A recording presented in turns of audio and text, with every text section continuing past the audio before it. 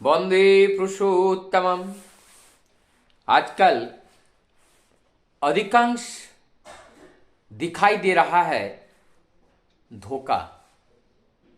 और धोखा दूसरे को देने के सोचकर अगर देखा जाए तो वास्तव में हम अपने आप को ही धोखा दे रहे हैं। परमदयाल सच्ची ठाकुर सत्यानुसरण में इस बात को उल्लेख करते हुए कहते हैं, धोखा देने पर धोखा ही पाओगे।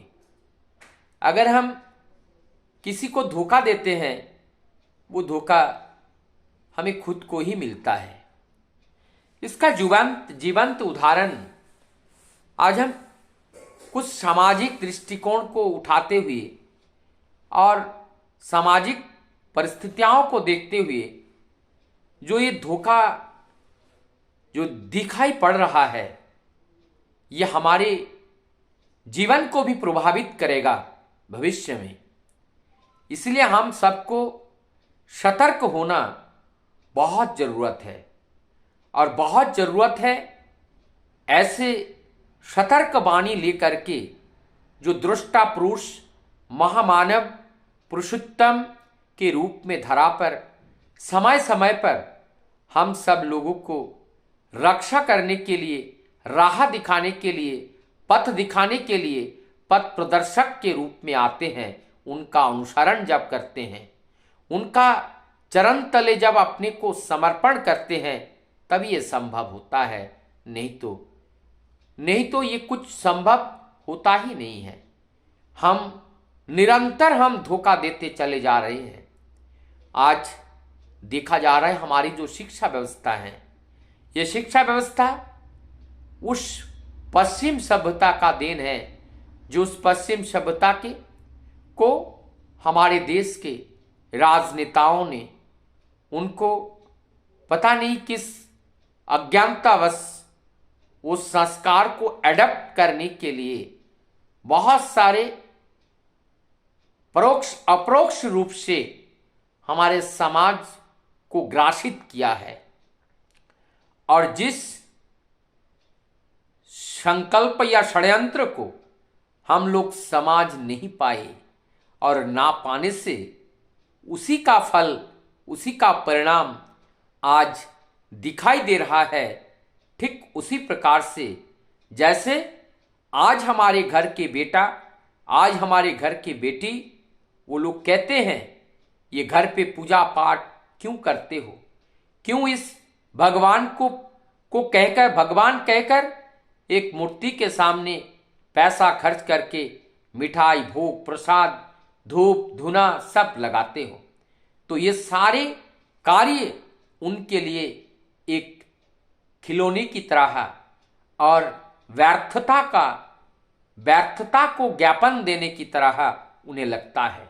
इसका मतलब कहाँ तक ऐसे संतान संततियों में चारित्रिक, सामाजिक, सांस्कृतिक परिवर्तन हो चुका है। और ये परिवर्तन उनको विभिन्न ढांचा के माध्यम से ये हुआ है।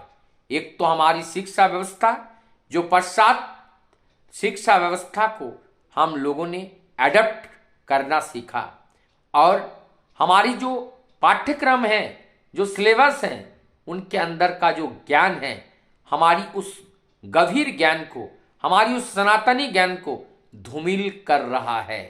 और इनसे बचने के लिए हमें सजाग होने की जरूरत है। आज ऐसी सजागता थोड़े बहुत देखने को मिल रहा है, लेकिन हमारे पूर्वजों ने, हमारे पहले जो लोग देश के नेतृत्व को संभाल रहे थे, उन लोगों ने हमारी संस्कार, हमारी संस्कृति, हमारी धरोहर, हमारी आर्य परंपरा को धूमिल करने के लिए कोई कसर की कमी नहीं रखी। आज जिसका परिणाम हम सबको भोगना पड़ रहा है, और उसी का ही परिणाम है जिस विषय को लेकर के हम आज आपके सामने उपस्थित हुए हैं। और वो है यह हमारी किस तरह से पतन हो रहा है, किस तरह से हम अपने आप को धोखा दे रहे हैं। हम देखते हैं कि आजकल सुबह स्कूल जाने से पहले स्कूल गोइंग जो स्टूडेंट्स होते हैं, वो स्टूडेंट जिस हाथ में कलम होना चाहिए उस हाथ में सिगरेट होता है, जिस हाथ में अपने माता पिताओं की सेवा के लिए हाथ को आगे बढ़ाना चाहिए और उस हाथ में शराब का बोतल पकड़ करके वो मनोरंजन कर रहे हैं, वो इंजॉय कर रहे हैं। और जहां पर पे जिस मुंह से हमें परमपिता की उस बात को बोलना चाहिए, जिस कान से उस परमपिता की वार्तालाप को श्रवण करना चाहिए, आज हम उस मुंह से क्या कर रहे हैं? ये जो मादक द्रव्य का सेवन कर रहे हैं, जो हमारी अस्थि वृद्धि के घातक हैं, और उनको हम सम्मान करते हैं, उनको हम अपने जीवन की प्रथम प्रायोरिटी दे करके हम उन्हीं को ही प्रोत्साहन दे रहे हैं। तो इसके लिए जरूरत है हमारे समाज में एक सामाजिक जन जागरण होना चाहिए, और जिसके माध्यम से हर संतान हमारा संतान, और ये हमारा संतान है, और कोई भी व्यक्ति असामाजिक कार्यों में कार्य करता है तो हम लोगों का अधिकार होना चाहिए। हम सब लोग एक गार्जियन का श्रृंखला बना करके हमारी उस पतित होने वाले संतान की रक्षा करने के लिए हमें आगे आना चाहिए, जो हमारा पहले था। लेकिन आजकल अगर कोई इस तरह से दुष्कृतिपूर्ण कार्य कर रहा है तो उनको आगे जाकर के अगर बोलते भी हैं तो उनके माँ बाप आकर के उनको डांटते भी हैं। तो ये जो हमारी सामाजिक विध्वंस जो हुआ है, इसका कारण ये पश्चिम सभ्यता जब से प्रवेश किया है शिक्षा के अंदर, वो जीवंत वो शक्ति नहीं रह गई, जिस शिक्षा का मतलब ही होते हैं विद्या, और विद्या का मतलब होते हैं बुद्धि, और बुद्धि का मतलब होते हैं वही सत्य बुद्धि, उस सत्य को जानना। और उस ज्ञान से जब तक हम सत्य को नहीं जान पाते हैं तो वो ज्ञान अधूरा ज्ञान है। तो हम सभी में अधूरा ज्ञान प्राप्त करके हमारी जीवन, हमारी चाल चलन चरित्र को हमने बहुत आतायत से हमने उनको विध्वस्त किए हैं, हम उनको नष्ट कर चुके हैं। जरूरत है आज हमारी जो सामाजिक जो पतन हो रहा है, इस पतन से हमारी ये जो नव पीढ़ी है, इस नव पीढ़ी को हम कैसे बचाएं? क्योंकि आज वो हमारा घर का लड़का नहीं है जो सिगरेट पी रहा है, वो हमारे घर का लड़का नहीं है जो शराब पी रहा है। मैं मान रहा हूं, लेकिन किसी का घर का तो है। अगर किसी का घर का भी हो बेटा, और उस बेटा से अगर कोई गलत कार्य किया जा रहा है तो उस गलत कार्य का प्रभाव, उस गलत कार्य का आंच इस धरती पर प्रत्येक व्यक्ति के ऊपर वो कुछ ना कुछ रूप से जरूर उनके ऊपर पड़ेगा। इसीलिए कोई अगर अच्छा करता है, उस अच्छाई का प्रभाव पूरे दुनिया को ऊपर जाता है, और कोई अगर बुरा करता है, उस बुरा का जो प्रभाव है वो संपूर्ण दुनिया के ऊपर उसका प्रभाव पड़ता है। क्योंकि इस दुनिया में एक दूसरे से कोई अछूता नहीं है, एक दूसरे से जुड़ा हुआ है।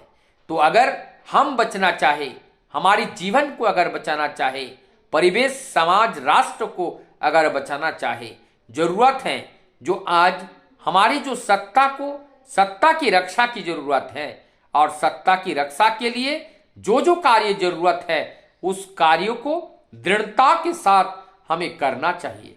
और जब तक उस कार्य को हम सत्ता संवर्धन की कार्य को दृढ़ता के साथ नहीं करेंगे, तब तक ना हम अपने को रक्षा कर पाएंगे, ना परिवार को रक्षा कर पाएंगे, ना राष्ट्र को रक्षा कर पाएंगे। इस बात को ये बुद्धिजीवी जो समाज है उनको अवश्य समझना पड़ेगा। इसके अलावा हमारे जीवन का कोई अद्वितीय पथ नहीं है।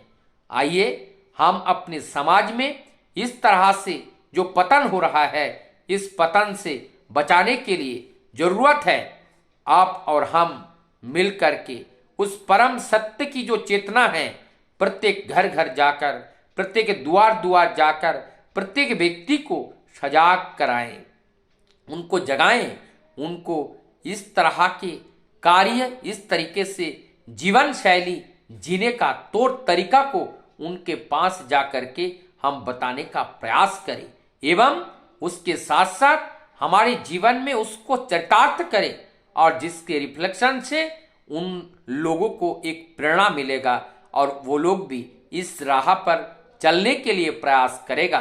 तभी ही हमारा जीवन सार्थक होगा और तभी हमारी इस धरती के ऊपर पुनः एक बार वही सत्य युग का सृजन होगा और आनंद और उल्लास के साथ सभी अपना जीवन व्यतीत करेगा। वंदे पुरुषोत्तम।